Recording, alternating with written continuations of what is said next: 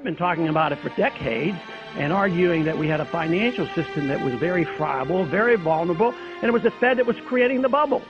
And therefore, we should be looking into it and preventing these problems rather than waiting for cataclysmic financial crisis to hit.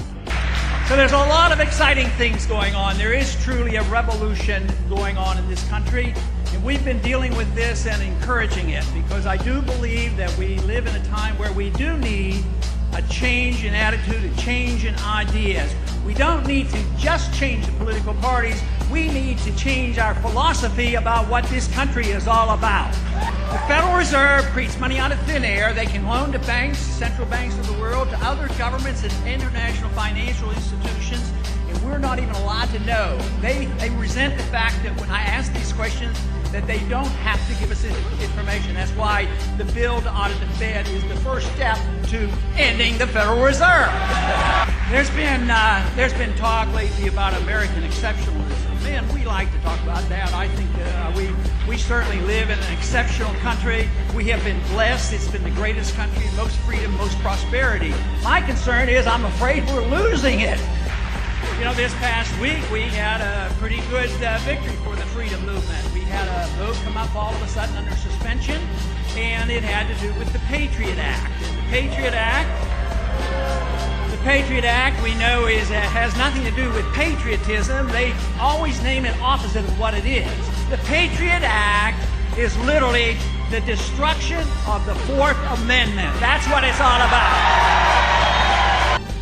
This basic principle and expression of individual liberty, which has survived 800 years, greatly influenced the writing of our Constitution and our common law heritage.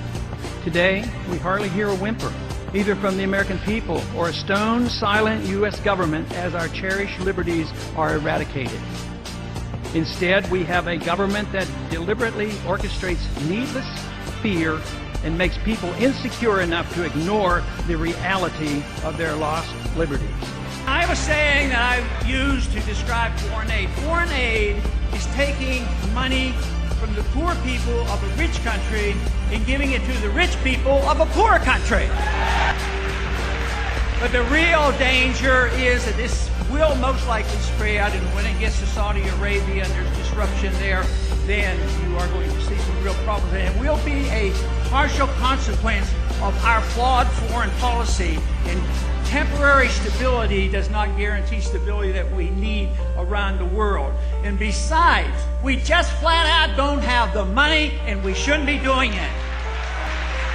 But let's say government, as you all, I am sure, would agree, is out of control, and it's very hard for us to get a handle on it.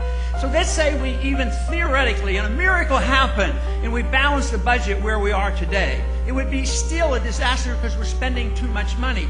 But it wouldn't change a whole lot. When a crisis comes, guess what happens? Guess who does the bailing out? The Federal Reserve used $4 billion to pass out without congressional approval, and most people say, oh, well, that's the Federal Reserve's job to do that. No, it is our job to check up and find what the Federal Reserve has done, audit them, and find out who their buddies are that they're taking care of.